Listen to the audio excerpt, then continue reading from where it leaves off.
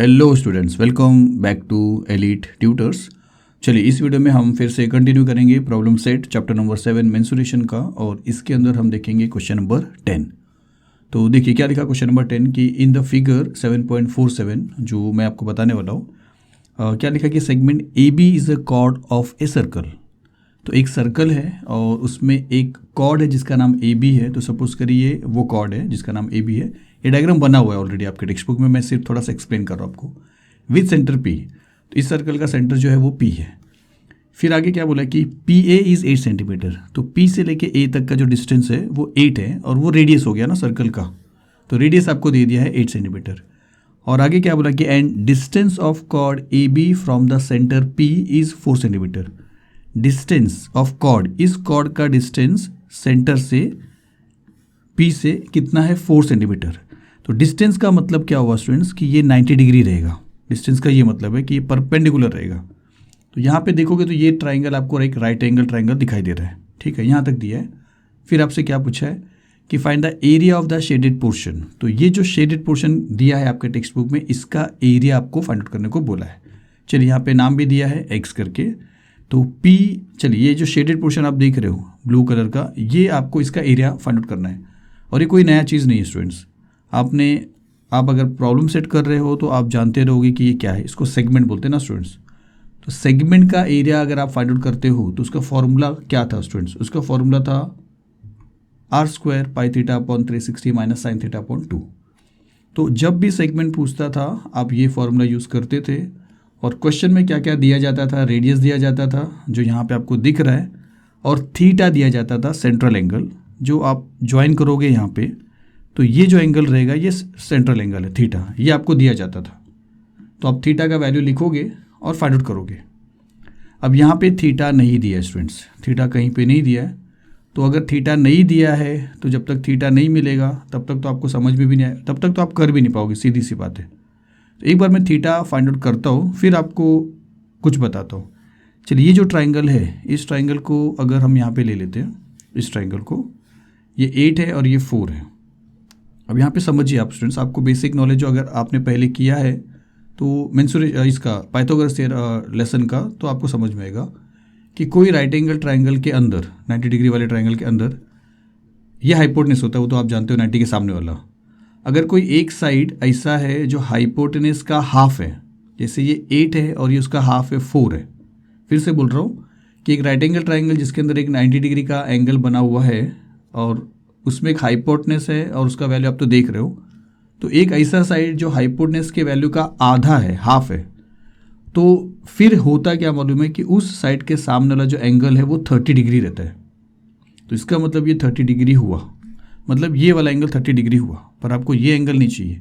Theta के लिए आपको ये एंगल और ये एंगल चाहिए ना, क्योंकि थीटा इतना नहीं, देखिए ध्यान से समझिए, इतना एंगल थीटा नहीं है। थीटा यहाँ से लेके यहाँ तक पूरा है। तो ये फाइंड आउट करने का है आपको, ये फाइंड आउट करने का, दोनों को प्लस कर देना है, फिर आपको पूरा थीटा मिलेगा। तो चलिए अब आगे बढ़ते कि अगर ये 30 डिग्री हुआ, जो हाफ के सामने वाला एंगल रहता है, और एक 90 है, तो 30 और एक 90 है, तो एक को 60 बनना पड़ेगा स्टूडेंट्स, रिमेनिंग एंगल, क्योंकि तीनों एंगल को प्लस करने पे 180 आता है।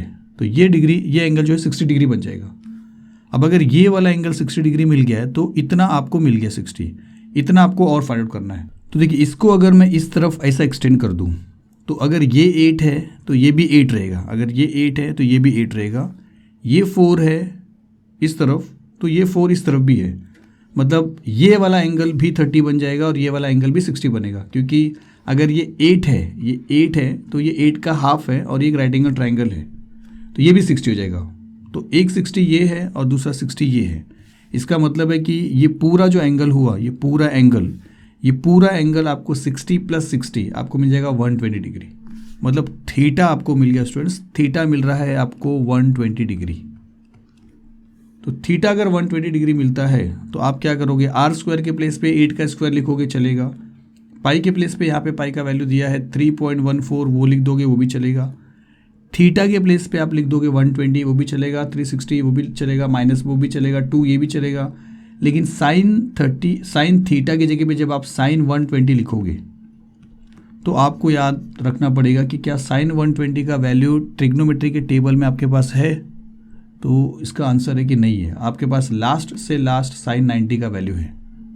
90 से बड़े एंगल का वैल्यू ट्रिग्नोमेट्री के टेबल में नहीं है, जो अभी तक इस फॉर्मूले में आप यूज़ करते थे, तो वो आप नहीं कर पाओगे। तो ऐसा नहीं है कि साइन 120 का वैल्यू आप फाइंड आउट नहीं कर सकते हो, आप फाइंड आउट कर सकते हो। ट्रिग्नोमेट्री में अगर आप रिसर्च करोगे, जो आपने 9th और 10th स्टैंडर्ड में ट्रिग्नोमेट्री लेसन पढ़ा है, तो भी आप साइन 120 से भी वैल्यू निकाल सकते हो। जैसे साइन थीटा का एक फॉर्मूला है कॉस 90 माइनस थीटा। मतलब मैं ये बताना चाहता हूँ कि ट्रिग्नोमेट्री के मदद से, ट्रिग्नोमेट्री के अंदर घुस के आप चाहो तो साइन 120 से आप जो आपके पास टेबल है साइन 90 तक, उसमें भी आप वैल्यू निकाल सकते हो। लेकिन सिंस आप मेंसुरेशन चैप्टर कर रहे हो, तो रिसर्च आप ट्रिग्नोमेट्री में क्यों कर रहे हो? इससे अच्छा कि रिसर्च आप क्या करो, मेंसुरेशन में करो। ऐसा कुछ करो कि ट्रिग्नोमेट्री का अगर ये वैल्यू नहीं मिल रहा है तो छोड़ो उसको, कुछ और तरीके से क्या करेंगे, मेंसुरेशन चैप्टर में फाइंड आउट करेंगे एरिया ऑफ सेगमेंट। तो मैं आपको ये बताना चाहता हूँ कि अगर साइन 120 का वैल्यू आपको ट्रिग्नोमेट्री के टेबल में नहीं मिल रहा है, तो बस सीधा आप यहाँ पे समझ लीजिए कि आपको ये वाला फॉर्मूला यूज़ नहीं करना है इस सम्स के लिए, ठीक है। तो चलिए दूसरा क्या तरीका है। तो अब एक फिगर जो आपको बता रहा हूँ, ये वाला फिगर, ये आप जानते हो, इसको बोलते हैं एरिया ऑफ सेक्टर। तो ये फिगर और ये फिगर में फ़र्क है। यहाँ पे जो शेडेड पोर्शन है वो इतना पार्ट है, और ये जो पार्ट आप देख रहे हो ये ऊपर वाला ट्राइंगल वाला पार्ट है। ये ट्राइंगल है और ये है सेगमेंट, और ट्राइंगल और सेगमेंट को ज्वाइन करने पे जो पार्ट दिख रहा है वो सेक्टर है। अब एक चीज़ आप समझिए कि एरिया, ये जो सेक्टर है इसका एरिया आप फाइंड आउट करने का फॉर्मूला आपके पास है, तो यस है, आपके पास है area of sector find out करने का formula θ/360 into pi r square. यहाँ पे थीटा 120 लिखोगे, पाई का वैल्यू लिखोगे, रेडियस 8 दिया है वो लिखोगे, और सॉल्व कर दोगे ना स्टूडेंट्स, तो आपको एरिया ऑफ सेक्टर मिल जाएगा। पूरा जो ब्लू कलर का एरिया देख रहे हो ये मिल जाएगा। लेकिन आपको इतना एरिया नहीं चाहिए, आपको सिर्फ इतना एरिया चाहिए, सिर्फ इतना एरिया। तो लॉजिक है ना स्टूडेंट्स, इतने पूरे एरिया में से अगर आप इतना एरिया निकाल दे रहे हो, ट्राइंगल वाला एरिया देख ली, पहले इतना एरिया था जो आप इस फॉर्मूले से निकाल लोगे, जहाँ पे थीटा आपको निकालना है। ये सब करके आपको थीटा 120 निकालना है, वो बताना है आपको पूरा। मतलब सबसे पहला काम तो आपको थीटा निकालने का, ये सारी चीज़ बता के उसके बाद की बात कर रहा हूँ कि आप सेक्टर का फॉर्मूला लिखिए। देखिए पहले थीटा निकालेंगे, फिर एरिया ऑफ सेक्टर का फॉर्मूला लिखेंगे, थीटा के प्लेस पे 120 लिखेंगे, और सब कुछ सॉल्व करके एरिया ऑफ सेक्टर निकालेंगे। मतलब पूरा एरिया निकालोगे। फिर इस पूरे एरिया में से ये जो ट्राइंगल का पार्ट दिख रहा है, ट्राइंगल को अगर मैं माइनस कर दूं, तो जो बच रहा है ना वही एरिया ऑफ सेगमेंट है, जिसमें ये फॉर्मूला नहीं लग रहा है, फिर भी इसका एरिया मिल जाएगा। मतलब एरिया ऑफ सेक्टर में से अगर मैं माइनस कर दूं क्या चीज़, एरिया ऑफ ट्राइंगल, तो आपको मिल जाएगा ये वाला पार्ट। लेकिन एरिया ऑफ ट्राइंगल पे अगर आप आओगे तो एरिया ऑफ ट्राइंगल का फॉर्मूला क्या है, half into base into height. एक फॉर्मूला और है ट्रिग्नोमेट्री का साइन थीटा को लेके, लेकिन साइन थीटा को लोगे तो साइन 120 फिर से लिखोगे, तो फिर आप फाइंड आउट नहीं कर सकते हो।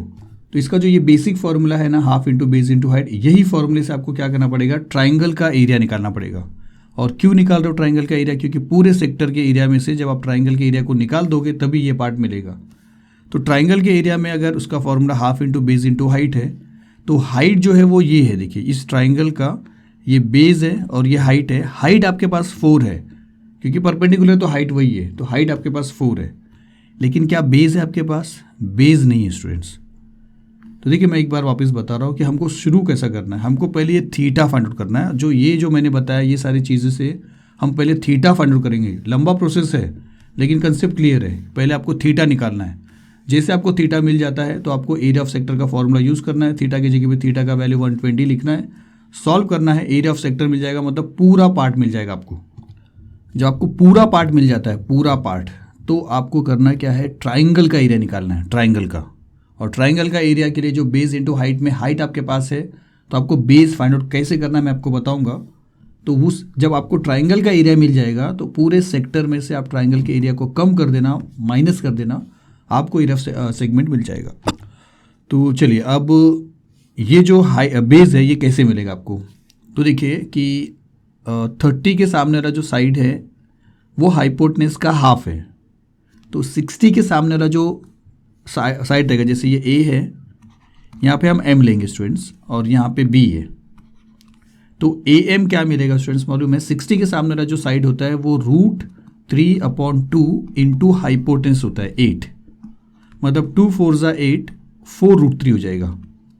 तो इतना पार्ट अगर 4√3 है तो इतना पार्ट भी 4√3 रहेगा। जैसा ये मिला है ये, वैसे ये भी मिलेगा। तो 4√3 और 4√3 आपको टोटल मिल जाता है 8√3। क्या चीज़, ये बेस आपको मिल गया, देखिए 8√3। इसमें से √3 के प्लेस पे आप लिख दीजिए 1.73 और 1.73 को मल्टीप्लाई करिए 8 से, आपको प्रॉपर नंबर में बेस मिल जाएगा। तो जैसे आपको बेस मिलेगा तो आप ये फॉर्मूला लिखोगे half into base into height, और आप एरिया ऑफ ट्राइंगल निकालोगे। तो आपको जब एरिया ऑफ ट्राइंगल आपको जब एरिया ऑफ ट्राइंगल मिल जाएगा तो आप करोगे क्या, इस सेक्टर में से ट्राइंगल को माइनस करोगे। तो लास्ट में आपको क्या करना है, area of segment find out करने के लिए area of sector minus area of triangle करना है। तो पूरा हम क्या करने वाले, सबसे पहले पूरा काम करेंगे थीटा का वैल्यू जो 120 आपको मैंने बताया है वो किस तरह फाइंड आउट करेंगे वो देखेंगे। जैसे थीटा मिल जाता है, काफ़ी काम करना पड़ेगा स्टूडेंट्स, तब थीटा जाके बताओगे। जैसे ये बता रहे हो, ये सारी चीज़ जो मैंने आपको बताया, जैसे थीटा मिलेगा हम एरिया ऑफ सेक्टर का फॉर्मूला लिखेंगे, 120 लिखेंगे और सॉल्व करेंगे और आपको एरिया ऑफ सेक्टर मिल जाएगा, पूरा वाला पार्ट मिल जाएगा। फिर जैसे एरिया ऑफ सेक्टर मिल जाता है तो अब हम चलेंगे एरिया ऑफ ट्राइंगल का बेस फाइंड आउट करने के लिए, ट्राइंगल का बेस फाइंड आउट करने के लिए, जो ये तरीके से मैं आपको बता रहा था 8√3। तो जैसे वो मिलेगा फिर ये फॉर्मूला लिखेंगे और फिर लास्ट में area of segment is equal to area of sector minus area of triangle करेंगे। तो चलिए शुरू करते हैं। चलिए यहाँ पे ले लेते हैं m, और शुरू कैसे करो आप देखिए। सॉल्यूशन में हम पहले बताएंगे कि radius of the circle which is PA is 8 centimetre. इस सर्कल का रेडियस जिसका नाम PA है वो 8 सेंटीमीटर है। क्यों है, क्योंकि ये दिया हुआ है और इसको 1 कर देंगे, गिवन है और इसको 1 कर देंगे, इसका यूज़ करेंगे। फिर उसके बाद हम क्या लिख रहे हैं कि distance of the chord AB from the centre P is 4 centimetre. इस स्टेटमेंट यहाँ से हमने लिखा कि distance of chord from the centre P is 4। तो अगर ये 4 है मतलब PM 4 है, और अगर PM 4 है और ये डिस्टेंस है तो PM AB को परपेंडिकुलर है। ये दो चीज़ हम यहाँ पे बताएंगे कि that is PM is 4 centimetre and PM is perpendicular to chord AB। क्योंकि देखिए अगर वो डिस्टेंस है तो वो परपेंडिकुलर ही रहेगा ना स्टूडेंट्स। इसके लिए हम ये दो चीज़ बताएंगे यहाँ पे कि PM 4 है और PM परपेंडिकुलर है AB को। तो इसको कर देते हैं 2, और अब ये ट्राइंगल लेते हैं जैसे मैंने आपको बताया था। तो हम ऐसे लिखेंगे कि in triangle PMA angle PMA 90 degree है। तो चलिए 90 डिग्री है, और आपको यहाँ पे साफ साफ क्या दिखाई दे रहा है कि PM जो 4 है वो PA 8 का हाफ है। तो हम यहाँ पे ऐसा लिखेंगे, चलिए फ्रॉम 2 लिखा कि 90 डिग्री यहाँ से आपको मिल रहा है क्योंकि 2 में आपने बोला कि वो परपेंडिकुलर, इसके लिए 90। तो हम ऐसा लिखेंगे कि PM is half of PA। PM PA का हाफ है। कहाँ से पता चल रहा है आपको 1 और 2 से पता चल रहा है, क्योंकि 1 में आपने बोला कि PA 8 है और 2 में आपने बोला कि PM 4 है। तो PM PA का हाफ हो गया। तो आप ऐसा लिखोगे फ्रॉम 1 एंड 2। तो अब अगर PA PM का हाफ हुआ तो इसके सामने वाला जो एंगल है वो 30 डिग्री बन जाएगा, जिसको आप बोलोगे converse of 30 60 90 degree triangle. Theorem समझिए। तो हम ऐसा लिखेंगे देयरफॉर एंगल PAM ये आपको मिल जाएगा 30 डिग्री। तो ये एंगल आपको 30 डिग्री मिलेगा। इसको 3 कर रहे हैं और इसका रीज़न लिखेंगे कन्वर्स ऑफ 30 60 90 डिग्री थ्योरम। तो देखिए यहाँ तक अभी तक ये सारा काम हमको सिर्फ ये 120 डिग्री बताने को में जा रहा है स्टूडेंट्स। अगर ये साफ साफ दिया रहता तो ये क्वेश्चन 2 मिनट का काम नहीं था। अगर ऐसा वैल्यू दिया रहता जो आप टेबल में फाइंड आउट कर सकते थे तो आपको ज़्यादा टाइम नहीं लगता। लेकिन अगर इस तरह घुमा के दिया रहेगा तो ये 4 मार्क्स का क्वेश्चन भी रहेगा स्टूडेंट्स, इतना सिंपल भी नहीं रहेगा। तो चलिए अभी तक ये बताया है, अब ये बताना है, फिर इसको बताना है, फिर दोनों को प्लस करके बताना है, फिर जाके थीटा आपको मिलेगा, फिर एरिया ऑफ सेक्टर निकालना है। तो हम ऐसा लिखते हैं कि इन ट्राइंगल PMA अब एक 30 मिला है, एक 90 मिला है, ठीक है। ये नहीं लिखोगे फ्रॉम वाला चलेगा क्योंकि ऑलरेडी आपने बताया है, तो यह बता दीजिए क्योंकि हम थर्ड वाला एंगल बताने जा रहे हैं ना। तो हम ऐसा बोलेंगे कि इस ट्राइंगल के अंदर ये वाला 90 है, आपको 2 से मिल गया परपेंडिकुलर के हिसाब से। फिर ये वाला 30 है जो आपने अभी अभी 3 में बताया, तो आप लिखोगे एंगल PAM 30 है जो आप 3 में बता रहे हो। तो एक ट्राइंगल के अंदर अगर एक 90 डिग्री रहेगा और एक 30 डिग्री रहेगा तो एक को 60 डिग्री होना ही पड़ेगा, जिसका रीज़न रहेगा रिमेनिंग एंगल ऑफ ट्राइंगल। तो आपको APM ये वाला एंगल आपको मिल गया, देखिए 60 डिग्री। तो अगर ये 60 मिला है तो क्या ये 60 नहीं मिलेगा? जो चीज़ आपने यहाँ पे किया है वही चीज़ अगर आप यहाँ पे भी करोगे तो आपको ये भी 60 मिलेगा। तो इतना कुछ को ना हम पूरा फिर से नहीं करेंगे, हम डायरेक्टली एक स्टेटमेंट लिखेंगे कि similarly we can prove that angle B P M is 60 degree. जैसे हमने ये बताया कि 60 है, तो वैसे ये भी बताएंगे 60। तो देखिए अब ये 60 हो जाएगा, यहाँ पे लिख नहीं रहा स्टूडेंट्स क्योंकि थोड़ा एडजस्ट नहीं हो रहा है। तो पूरा ए पी बी एंगल जो है, पूरा एंगल ये 60 + 60 आपको मिल जाएगा 120। तो एंगल ए पी बी आपको कैसे मिलेगा, angle A P M plus angle B P M करके। तो आप एक स्टेटमेंट लिख रहे हो कि angle A P B is equal to angle A P M plus angle B P M. इसका रीज़न लिख सकते हो एंगल एडिशन प्रॉपर्टी। आप दो एंगल को प्लस कर रहे हो, ये आप यहाँ पे बता रहे हो। ये बड़े एंगल को पाने के लिए आप ये दो छोटे छोटे एंगल को प्लस कर रहे हो। ये 60 है और ये भी 60 है, यहाँ पे आपने फाइंड आउट किया 4th में और 5th में। तो आप लिखोगे therefore angle A P B which is equal to 60 degree plus 60 degree. 60 + 60 आपको मिल जाता है 120 डिग्री, मतलब angle A P B 120 degree मिल गया स्टूडेंट्स, मतलब थीटा आपको मिल गया। तो आप एक सेक्टर के लिए बता सकते हो कि for sector P A X B, तो ये सेक्टर के लिए थीटा आपको मिल गया है 120 डिग्री। तो देखिए इतना कुछ हमको सिर्फ और सिर्फ इतने थीटा को 120 डिग्री बताने में चला गया। अभी तक हमारा कुछ काम नहीं हुआ है। अब इस थीटा का वैल्यू लेके आप जानते हो एरिया ऑफ सेक्टर हम फाइंड आउट करेंगे। तो चलिए आगे वाले पार्ट में वही करते हैं। फिर हम लिखते हैं कि area of sector P A X B, जिसका फॉर्मूला है θ/360 × πr²। अब थीटा के प्लेस पे क्या आएगा, 120 आपने फाइंड आउट किया ना, तो यहाँ पे आ जाएगा 120। पाई के प्लेस पे क्या आएगा 3.14।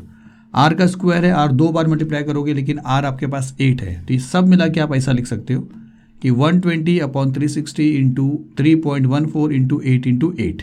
तो चलिए अब इसको सॉल्व कैसे करेंगे। ये 0 और ये 0 आपने कैंसिल किया, 12 1 ज़ा 12 3 ज़ा, फिर 3 के टेबल में ये नहीं जा रहा है।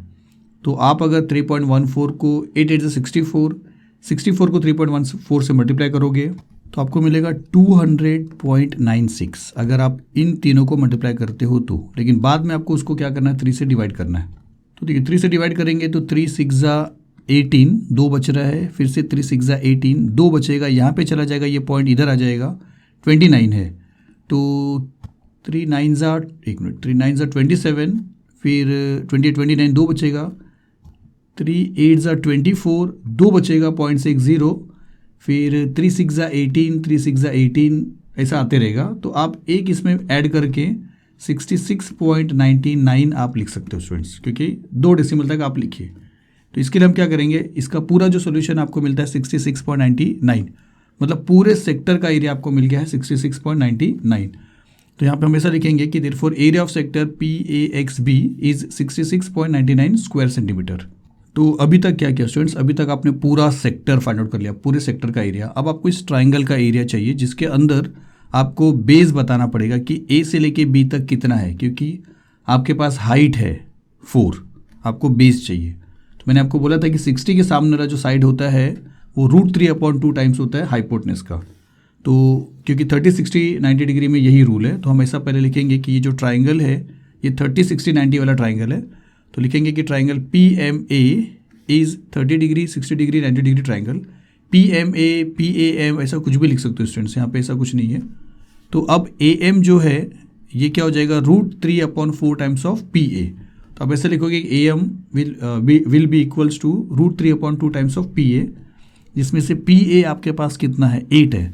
तो आप इसके आगे लिख सकते हो कि √3/2 × 8, जहाँ पे आप कैंसिल कर सकते हो, 2 4 ज़ा 8, तो 4√3, तो आपको मिलता है 4√3। तो ए एम आपको 4√3 मिल गया स्टूडेंट्स। ए एम अगर 4√3 मिला है तो बी एम भी आपको 4√3 मिलेगा, और पूरा का पूरा ए बी कितना हो जाएगा 8√3। तो बी एम आपको क्यों मिलेगा 4√3, क्योंकि ए एम और बी एम इक्वल रहेंगे, क्योंकि जो परपेंडिकुलर ड्रॉ हुआ है सर्कल, देखिए ये 8th स्टैंडर्ड का कंसेप्ट है, या आपको 9th में भी मिला होगा कि एक सर्कल के सेंटर से एक कॉर्ड के ऊपर अगर आप एक परपेंडिकुलर ड्रॉ करते हो तो वो कॉर्ड को आधा आधा कर देता है। मतलब ए एम और बी एम दोनों बराबर हो जाएंगे, और ए एम भी ए बी का आधा हो जाएगा, एम बी भी ए बी का आधा हो जाएगा। या ऐसा समझिए कि एक ए बी अगर आपको चाहिए तो 2 ए एम कर दो। तो वो चीज़ हम यहाँ पे लिखेंगे कि ऐसा लिखेंगे कि segment P M is perpendicular to A B. ये सारी चीज़ समझ में आ जाएंगे स्टूडेंट्स, और 1 टाइम करोगे आप सम्स तो नहीं समझेगा, कम एटलीस्ट आपको 5 टाइम ये सम्स करना पड़ेगा, तो आप एकदम बेस्ट समझ जाओगे। तो P M is perpendicular to A B या कॉर्ड ए बी, तो हम बोल सकते हैं देयरफॉर ए बी जो है वो 2 टाइम्स ए एम रहेगा, क्योंकि a perpendicular drawn from the centre of the circle to the chord bisects the chord. तो ये तो आपका 9th का कंसेप्ट हो गया कि ए बी जो है पूरा ए बी वो ए एम का डबल रहेगा, और ए एम आपके पास कितना है 4√3, तो 4√3 का डबल हो जाएगा। तो आप लिखोगे कि A B is equal to double of 4√3, double of 4√3 का मतलब हो जाएगा 8√3। अब √3 का वैल्यू आपको यहाँ पे यूज़ करना पड़ेगा 1.73। तो आप ऐसा लिखोगे कि चलिए अब एक काम करते हैं, √3 का वैल्यू बाद में लिख लेते हैं, area of triangle find out कर लेते हैं अब, क्योंकि आपको बेस मिल गया है ए बी और आपके पास हाइट है PM 4। तो एरिया ऑफ ट्राइंगल PAB का फॉर्मूला है half into base into height, जिसका मतलब है कि half into AB into PM, क्योंकि बेस है AB और हाइट है PM। अब AB का वैल्यू है 8√3 और PM का वैल्यू आपके पास 4 है, तो आप लिखोगे हाफ इंटू 8√3 इंटू 4, जिसमें से आप कैंसिल कर सकते हो 2 को 8 से भी या 2 को 4 से भी। अगर 2 को 4 से करेंगे तो 2 1 2 और 2 2 4, फिर 2 8 16, तो 16√3 बन जाएगा। तो एरिया ऑफ ट्राइंगल PAB आपको मिल जाता है 16√3, जिसमें से √3 का वैल्यू आपके पास है कितना 1.73। तो आप यहाँ पे क्या करिए, which is equal to 16 into 1.73, और अगर आप इसको मल्टीप्लाई करोगे तो आपको मिलेगा 27.68। इसका मतलब है कि आपको सेक्टर का फॉर्मूला मिल गया, एरिया ऑफ ट्राइंगल का फॉर्मूला मिल गया। Area of triangle PAB is equal to 27.68 square centimetre. तो देखिए अब इंतज़ार कोई करने की ज़रूरत नहीं, क्योंकि आपके पास सेक्टर का भी फॉर्मूला वैल्यू आ चुका है और आपके पास ट्राइंगल का भी वैल्यू आ चुका है। पूरे सेक्टर का वैल्यू जो है वो 66.99 है, और इतने ट्राइंगल का जो वैल्यू है एरिया का वो 27.68 है। 66.99 में से अगर आप 27.68 माइनस कर दोगे तो आपको ये जो शेडेड पार्ट है सेगमेंट वो आपको मिल जाएगा। तो चलिए फाइनली अब यही करेंगे। तो होप करता हूँ आप पीछे जितना भी बताया आपको समझ में आ रहा है। और एक चीज़ और बोल रहा हूँ कि एक बार में कोई चीज़ समझ में नहीं आती स्टूडेंट्स, बार बार प्रैक्टिस करोगे खास करके मैथ्स की चीज़ों को, तो वो दिमाग में बैठ जाता है।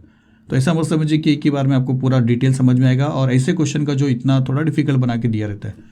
तो चलिए फाइनली हम क्या बोलेंगे कि एरिया ऑफ सेगमेंट AXB अगर ये हमको चाहिए तो पूरा सेक्टर में से इतने ट्राइंगल को निकालना है। तो एरिया ऑफ सेक्टर PAXB में से माइनस कर देंगे एरिया ऑफ ट्राइंगल PAB। इसका वैल्यू और इसका वैल्यू आपने पीछे देख लिया, तो हम लिखेंगे 66.99 माइनस 27.68, और इसको माइनस करने पे आपको मिल जाता है ये चीज़ 39.28 स्क्वायर सेंटीमीटर। तो इतने का जो वैल्यू है वो है 39.28, जो आपने देखिए इसका जो ओरिजिनल फार्मूला था उससे नहीं फाइंड आउट किया। तो बस अब यही आपको इतना फाइंड आउट करना था। तो शेडेड पोर्शन आपको मिल गया, तो लास्ट में आप लिख दीजिए कि आंसर में कि therefore area of the shaded portion is 39.28 square centimetre. तो चलिए होप करता हूँ ये समझा रहेगा। तो चलिए कमेंट्स करिए अगर कुछ आपको बोलना है। मिलते हैं अगली वीडियो में। Thank you very much.